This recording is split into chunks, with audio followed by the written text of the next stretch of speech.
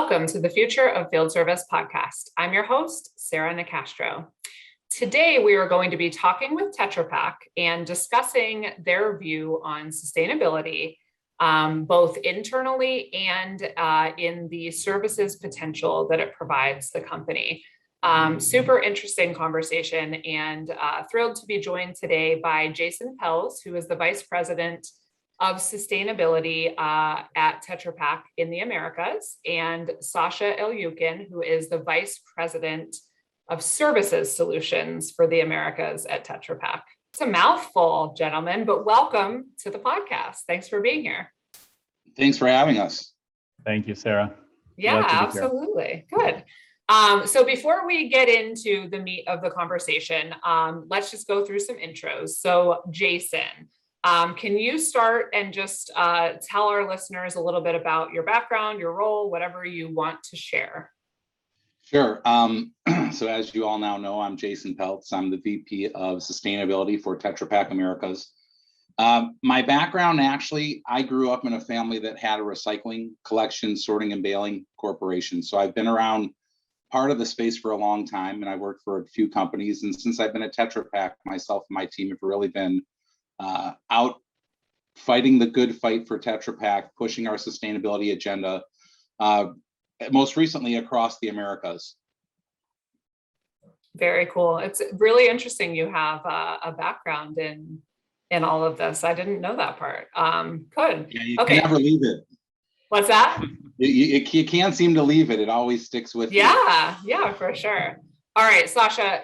Sasha, you've actually been on the podcast before. I didn't look and see what episode it was, but it's been a while. So I don't remember the number either. Yeah, but that's okay. Go ahead and tell folks about yourself.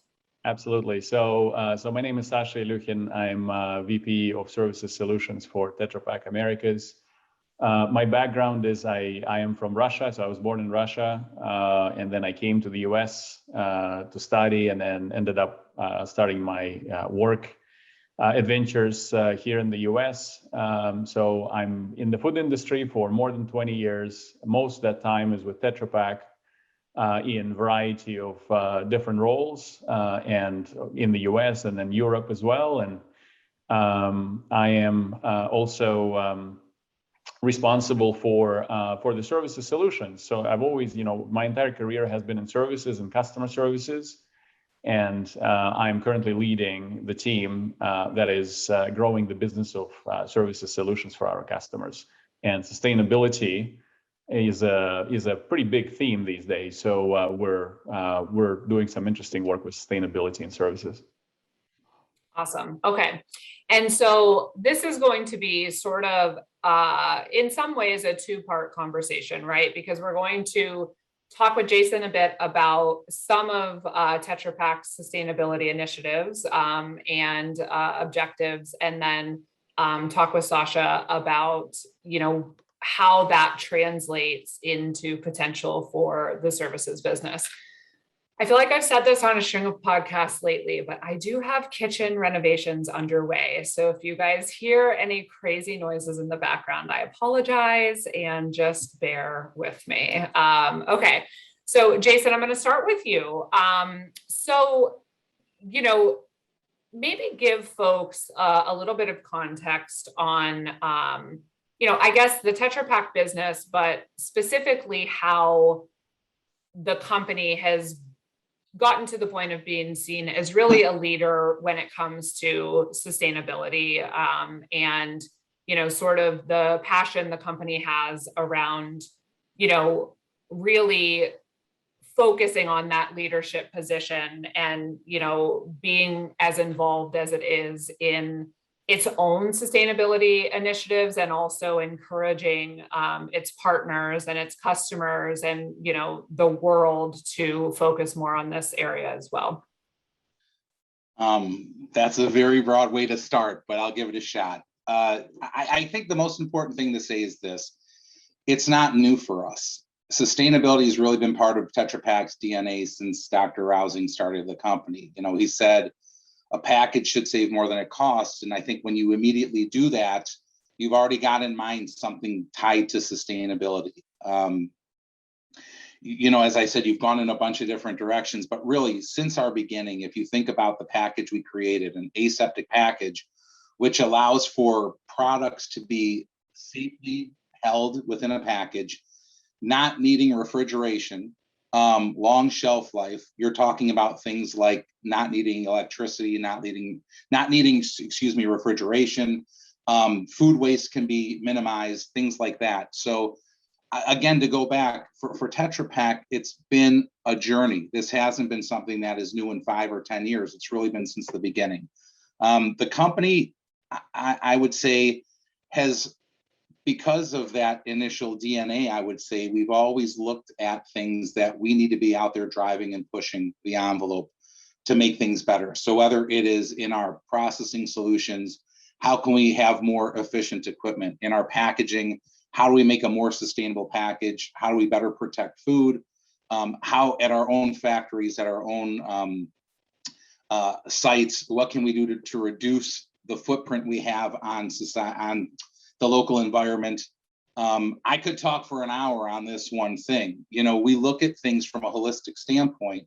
So every part of what we do contributes in the end to how we want to make sure that as a leader, we have the least footprint on the environment as possible, yet at the same time be able to provide people with an exceptional package that can handle these products. If I go into certain details, for example, we've made commitments. In 2010, we set a goal to cap our CO2 emissions at 2010 levels at the time we reached 2020. And not only did we cap them, we reduced emissions by 19%, and we grew our packaging by 16%. So there's something to be proud of on what we achieved.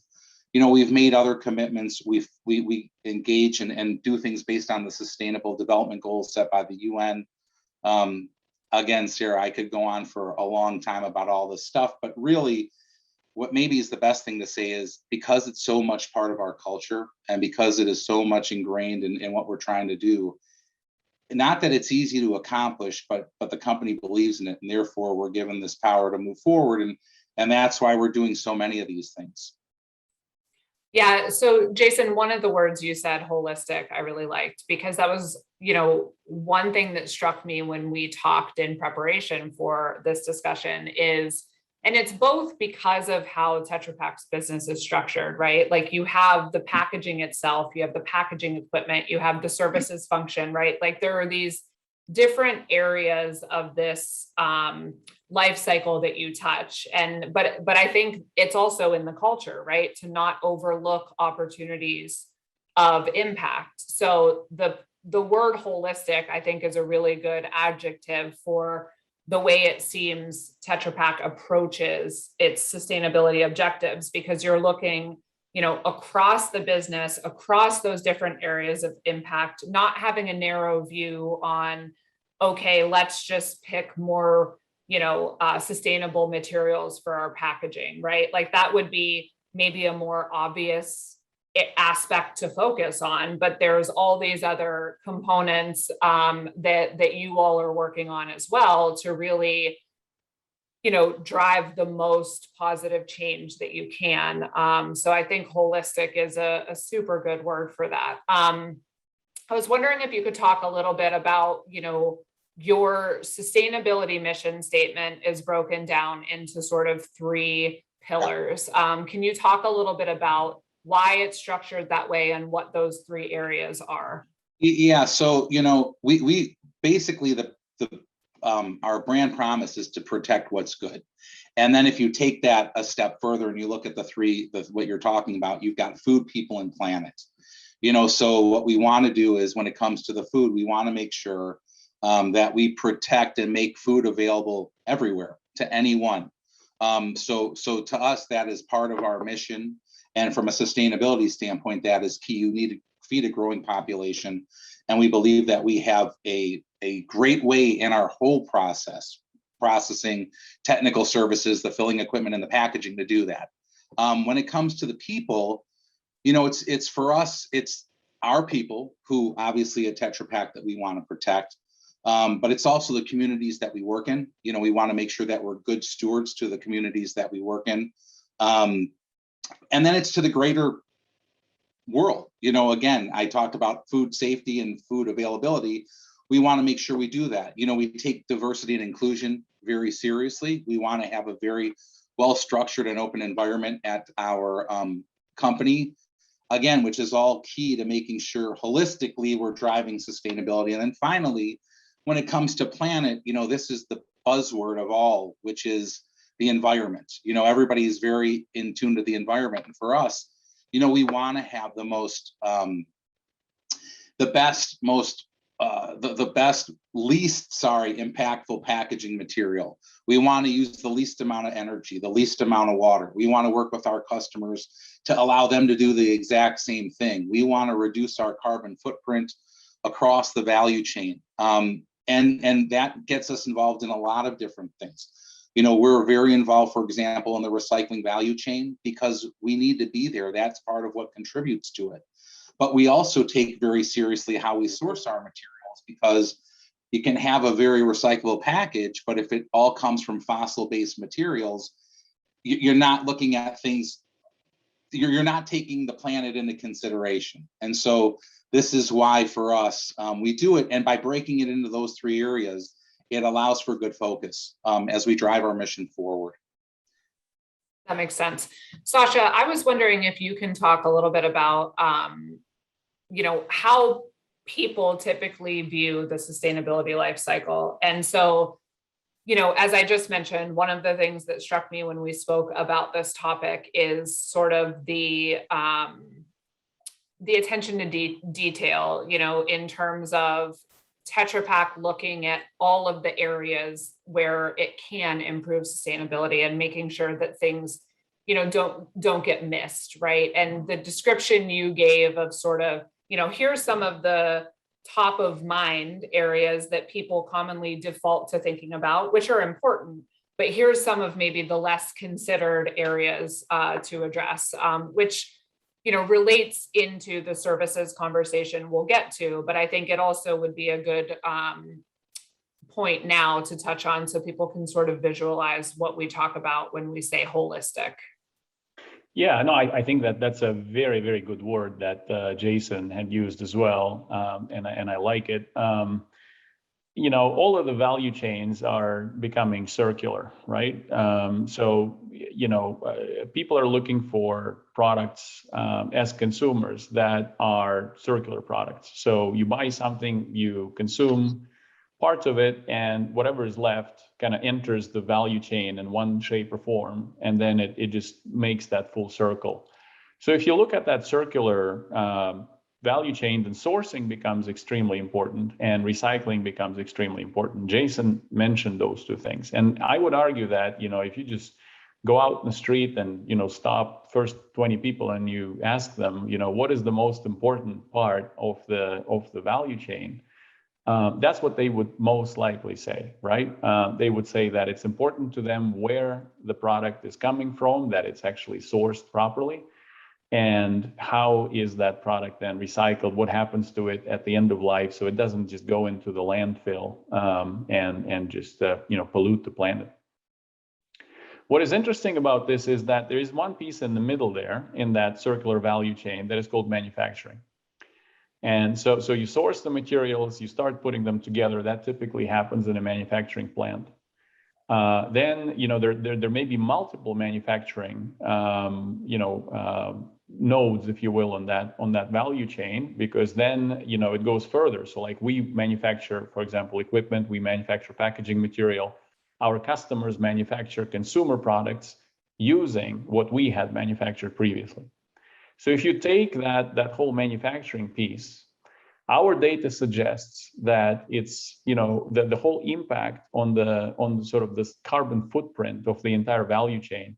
48% of that footprint is actually caused by manufacturing, right? So you think about again, sourcing extremely important, recycling is extremely important, but half of this entire impact comes from manufacturing. And for many people, for good reasons, manufacturing is kind of a black box, right? I mean, you as a consumer, you have no idea how different products are made. Yeah, there's this how it's made series on TV. That's great. I love to see it as an engineer. But for most people, it's kind of a black box.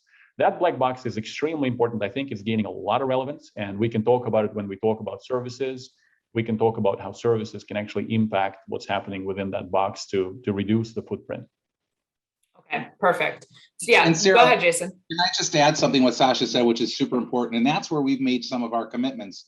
We've committed to be part of the Renewable Energy 100, which is by 2030, we want to have 100% of our infrastructure supplied by renewable energy. And, so we've made investments. We're not just talking, we're walking the talk. We've put solar arrays, we're buying, credits, we're buying green energy where we can, because Sasha's got a great point. If we don't start working on that manufacturing base to make sure that we reduce the impact it makes, and even take it a step further, and even with our suppliers, how do we work with them? Because again, we have to look at the whole scope.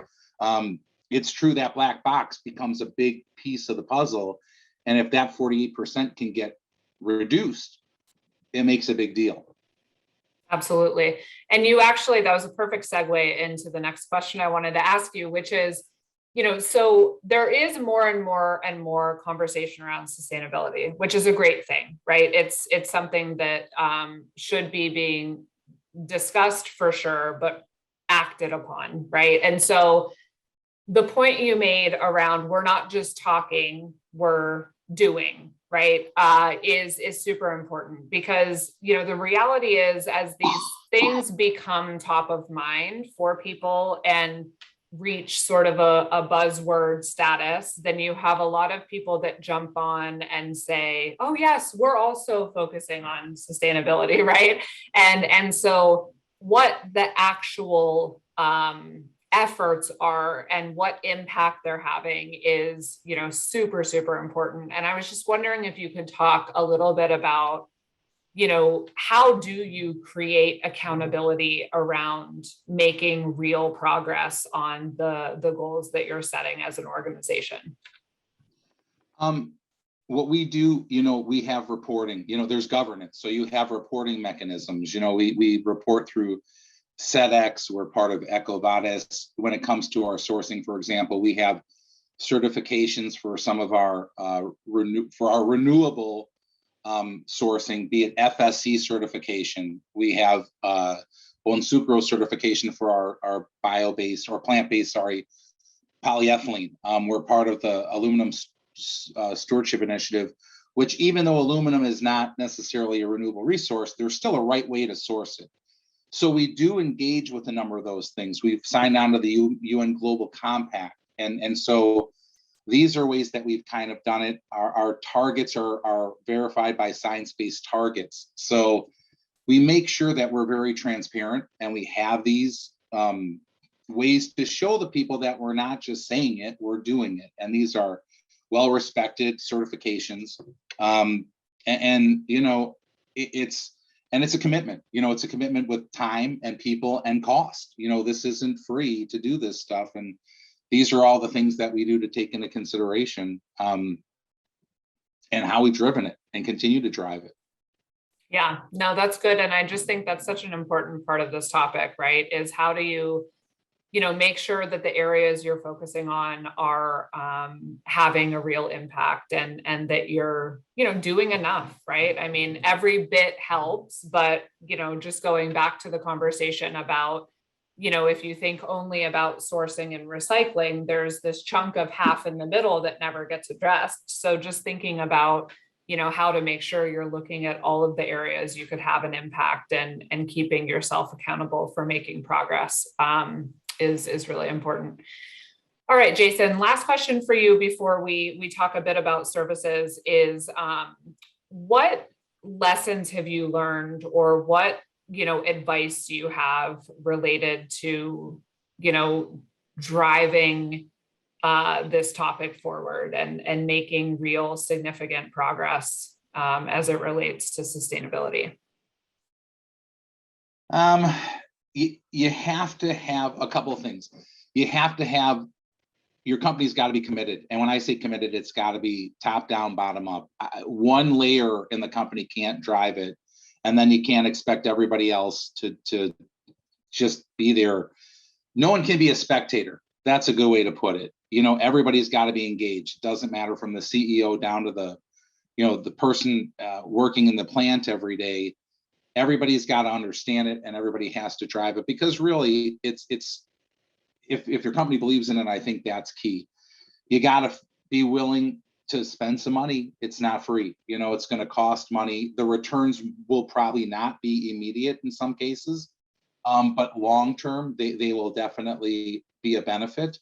And I think the final thing that I've learned through this, and I think we as a company have learned, is you can't do it alone. Like, there's no one group that's big enough, or one company, I believe, that is big enough that can make this happen on their own. I think you got to have partners, and it can be interesting partners. It can be your competition, it can be whomever, but you've got to be willing to work with others for two reasons. One, it's important for knowledge to be shared both directions, whether you to them or them back. Secondly, people think of stuff that you might not have, or your company might not have. So you can't assume you know it all. And by having these partners and whatever it is, and we've done, I think, a great job more recently in doing so.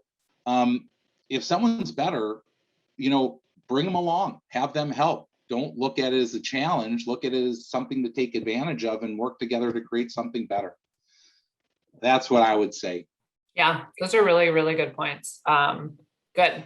Okay. So let's shift gears a little bit and talk about services. So Sasha, I want to talk about your perspective around how sustainability is going to become a bigger driver for services businesses overall, but specifically Tetra Pak service business. I guess before you comment on that, for folks that didn't listen to your first podcast, maybe just speak a little bit about sort of the types of services that you provide, and how that shift toward sustainability as a driver is taking place. Yeah. So wow, what an introduction. Let me start first with a little bit of a story, and then I will talk about the portfolio and kind of where we go with this, right?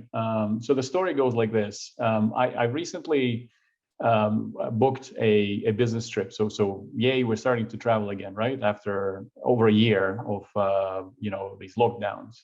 So I want to go and see my customers face to face.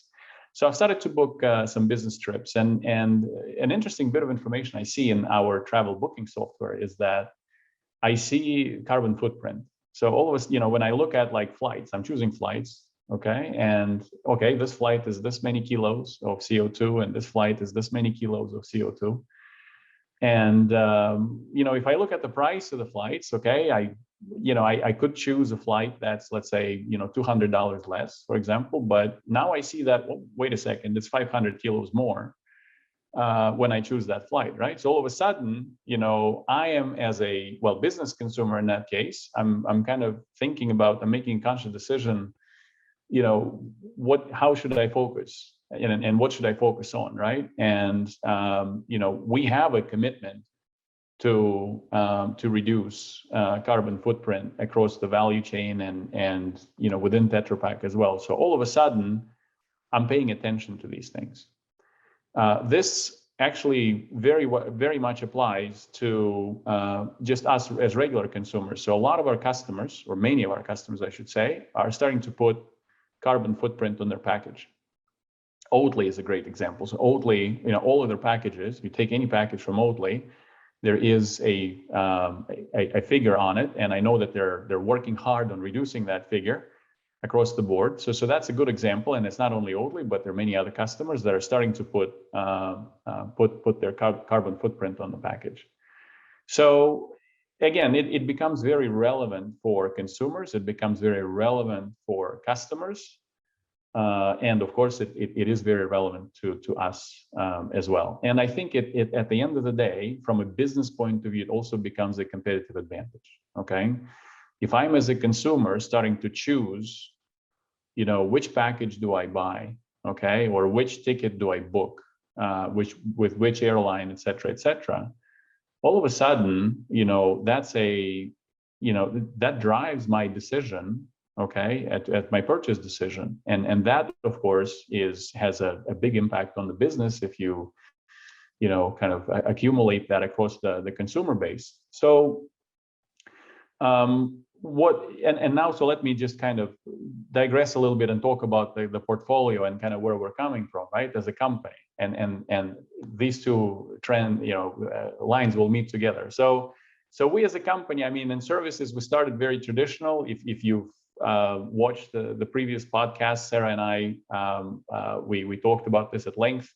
But we started with a traditional portfolio, kind of parts, maintenance, after sales, if you will, et cetera. And then over time, we started to introduce outcome-based solutions, service contracts, maintenance contracts, and then outcome-based solutions that are focused on cost reductions, on improving efficiencies, and some hard commitments, for example, on operational costs, et cetera, share of savings, and these types of contracts.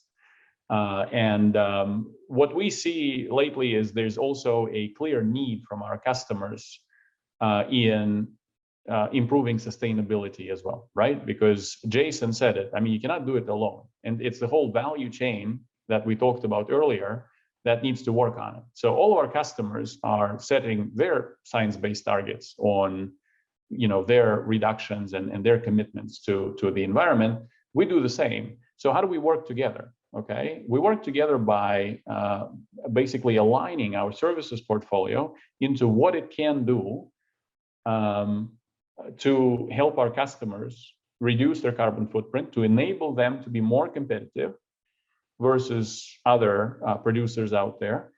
And this is our commitment to our customers on that as well, on sustainability. So this is kind of how it all kind of comes around, and this is where services play a big role. But from a services organization perspective, then we need to think about, okay, so what are the competencies that we need for this?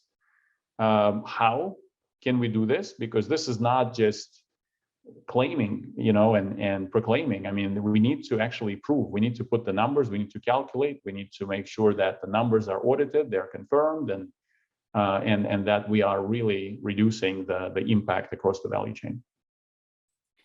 Okay, so I want to go back to the value chain part, but what was interesting to me about the story you shared about your flight and kind of looking at that criteria, and then talking about how some of your customers have started to publicly state their statistics on their packaging.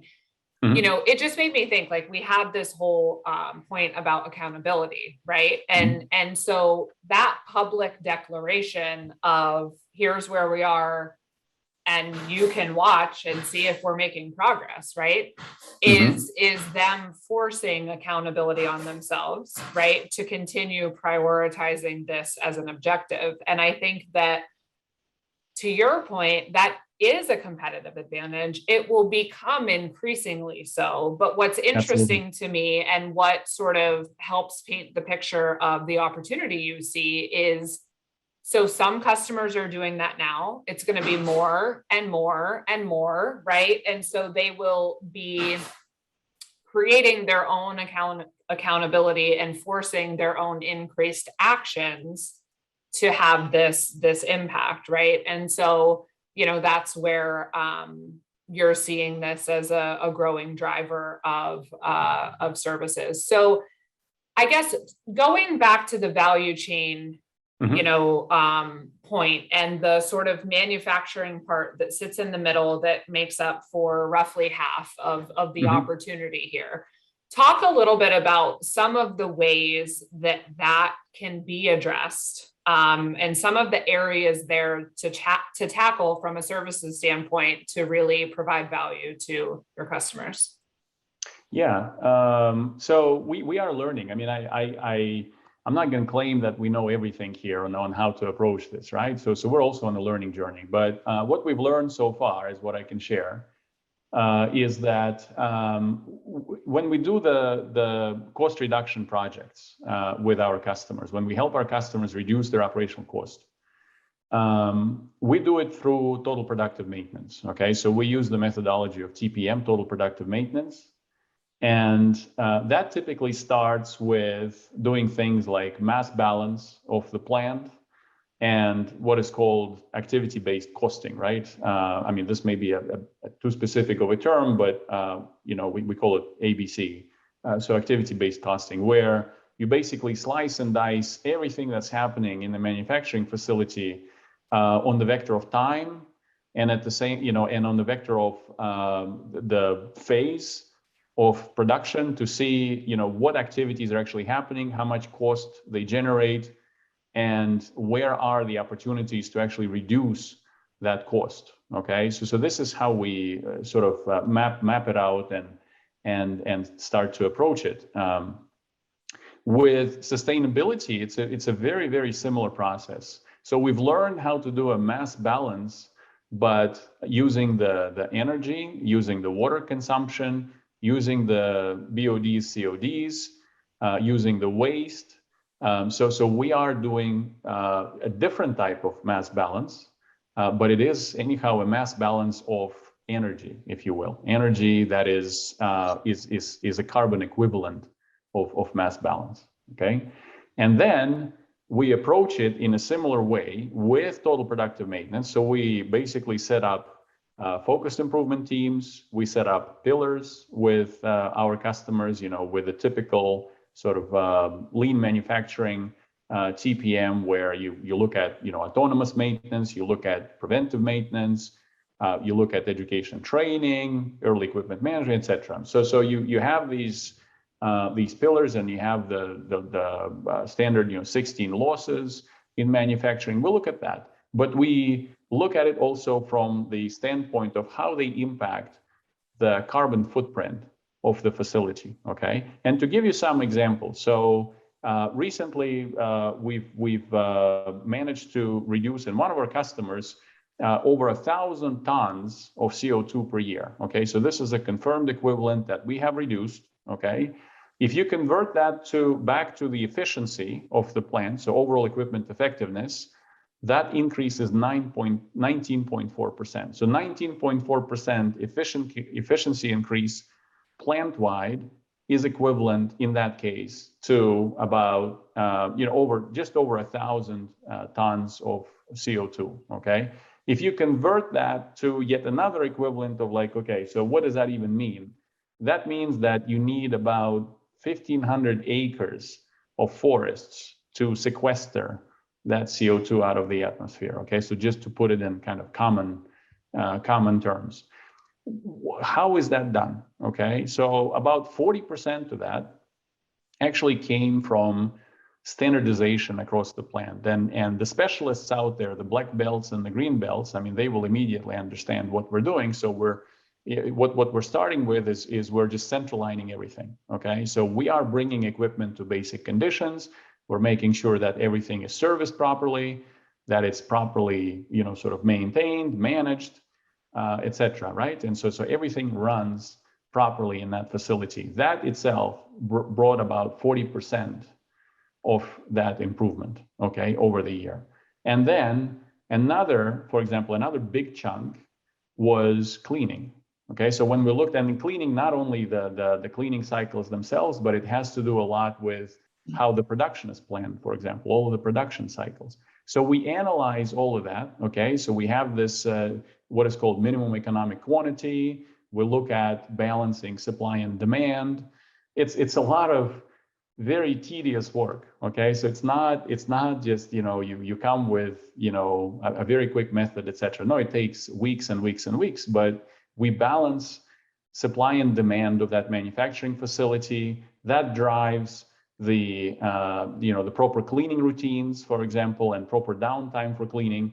That in itself gives around 30% of that overall annual carbon footprint reduction, for example. But there are some other things, of course, that we've done. Okay. Okay. So I got really wrapped up in the example and forgot where my next question is going to come from. So, all right. So there's all of these ways that all of these specific detailed ways that you can go in and really examine, okay, in the same way you would if you were driving efficiency, right? So if the whole goal was to increase efficiency to reduce costs, in this instance, you're talking about really examining processes and increasing efficiency to lower carbon footprint, right? So same concept that you are accustomed to using, just different metrics by which you're operating. And you can go in and look for all of these areas of opportunity. Now, we had talked previously about the fact that this is maybe a different way to approach this than some may initially think of when they think about, okay, how do we have a more sustainable manufacturing facility? And maybe the first thought is, let's get more energy efficient equipment. Okay. But that can be cost prohibitive, right? And so talk a little bit about why that's not a bad goal to have, but it might not be immediately feasible for everyone that thinks that that could be a good option. And so this process of examining the current, operating conditions and structure and looking to make these improvements can be an option to make an immediate impact and, maybe put yourself in a position where new equipment becomes a more reasonable option to invest in. Yeah. Well, what can I say? I mean, we also manufacture equipment, right? And we'd love to sell more equipment because our new equipment is awesome. I mean, from the sustainability standpoint, our packaging lines, for example, use 40% less energy than our previous generation packaging line. So, if you talk to any equipment manufacturer, any OEM, of course, they would tell you that, yeah, absolutely, just go and change out the equipment and this will help reduce the carbon footprint. And that's true. The tricky part with that is, of course, budgets and CapEx in general. There's not a lot of appetite for CapEx out there.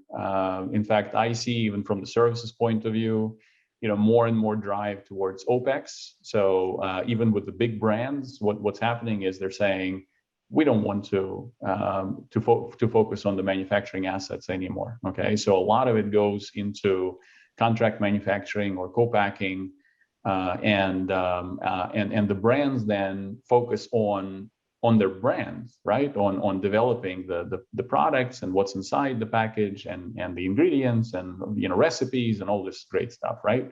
And marketing and so on.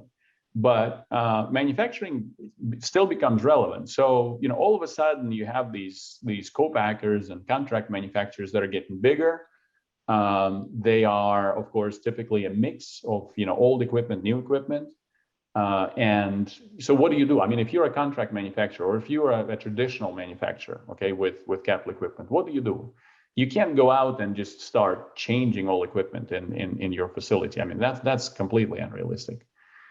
So my advice to that is there is just such an enormous potential in total productive maintenance in that case, okay? And so please look into sort of fine-tuning, calibrating your equipment and looking at where the costs are, driving the costs out.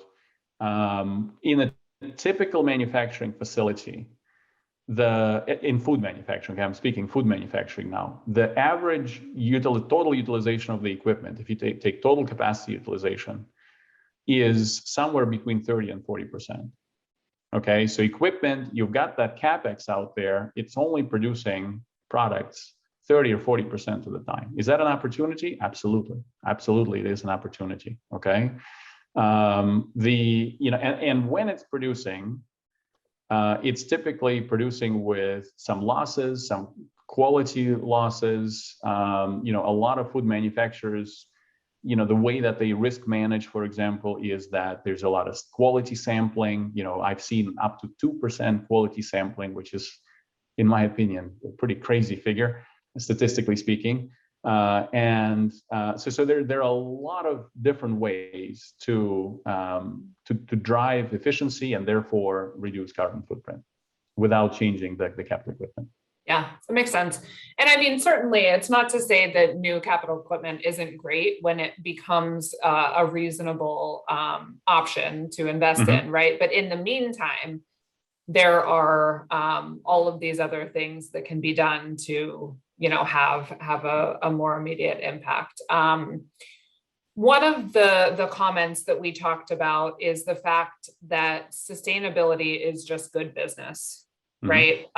So talk a little bit about what that quote means to you. Yeah, I think it's becoming more and more the license to operate, in my opinion, the license to stay in business. Not only good business, it used to be good business. Okay, so it used to be like, you are in business, and if you also care about the planet, and if you do some things for sustainability, you're doing good business. Okay, and that's true, but I don't think it's any longer relevant, right? I think that it becomes mandatory, it becomes licensed to operate for businesses to define how they impact sustainability. What are they doing to impact sustainability? And, people can argue for, days and days about, for example, how humans are impacting climate change and whatnot. I mean, there's these huge arguments about this, but there's no argument to, like, we as kind of stewards to this planet, right? I mean, it's just good stewardship. And to me, it makes absolute sense that businesses are starting to kind of pay more and more attention and put more and more effort into sustainability goals. It's not the bottom of the balanced scorecard anymore. It goes to the top of the balanced scorecard.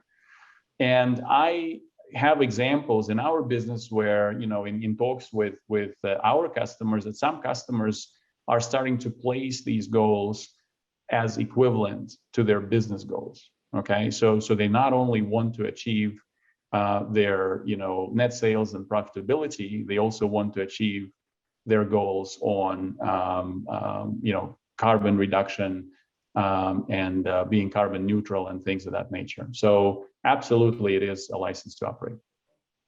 Yeah, I was having a conversation not long ago with Dr. Andrea Schroeder from the Advanced Services Group at Aston Business School. And, we were talking about the intersection between servitization and sustainability. And, it was a similar reflection from him that the businesses they work with on their servitization journeys, sustainability historically has been sort of a secondary focus, right? So there was always a primary focus, and that would be sort of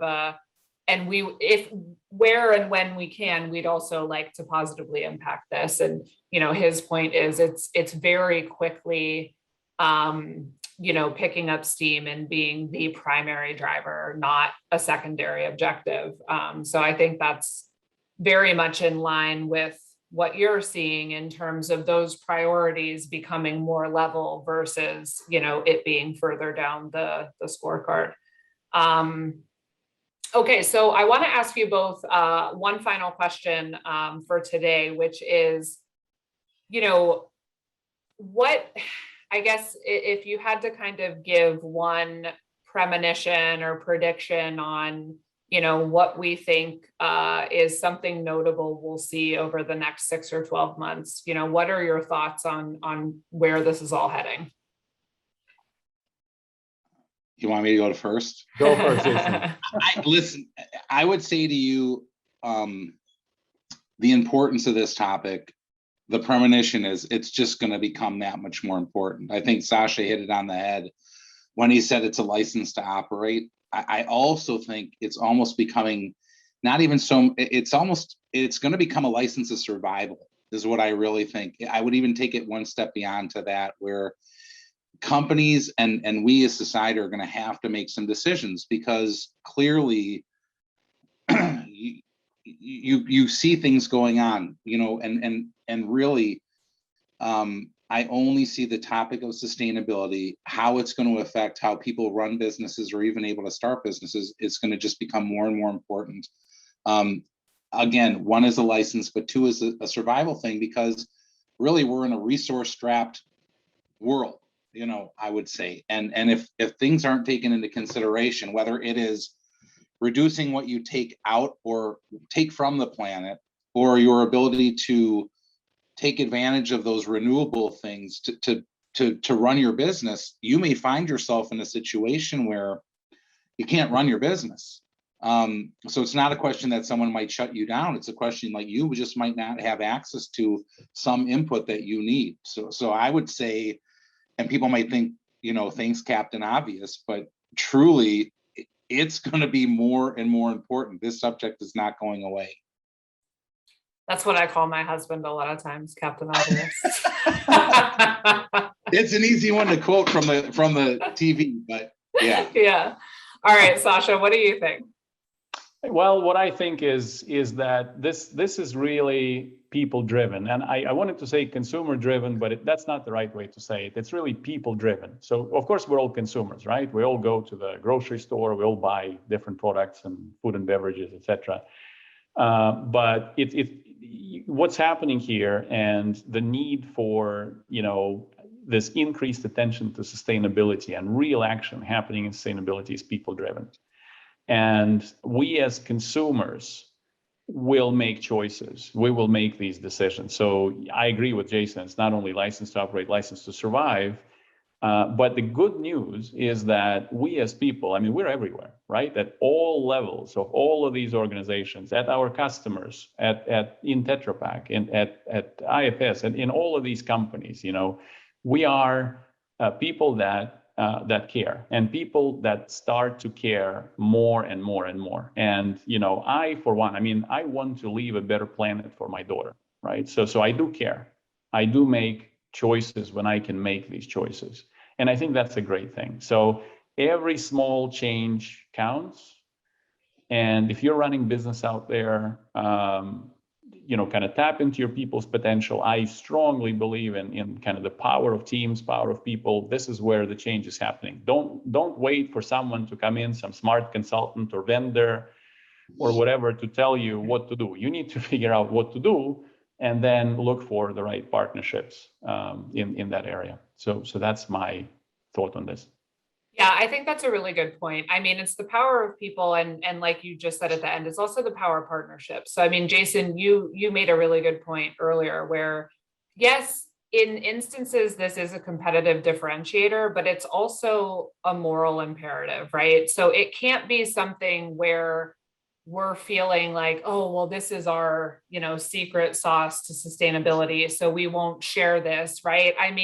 We're all really should be invested in the bigger picture and the common goal of, to your point, Sasha, leaving the world in a the best possible state for the next generation, right? And so, the point you made earlier, Jason, about, this is something where the benefits of community and collective knowledge and, learning from what others are doing and, tapping into whomever and wherever and whatever you can get some perspective from to drive the needle forward is super important.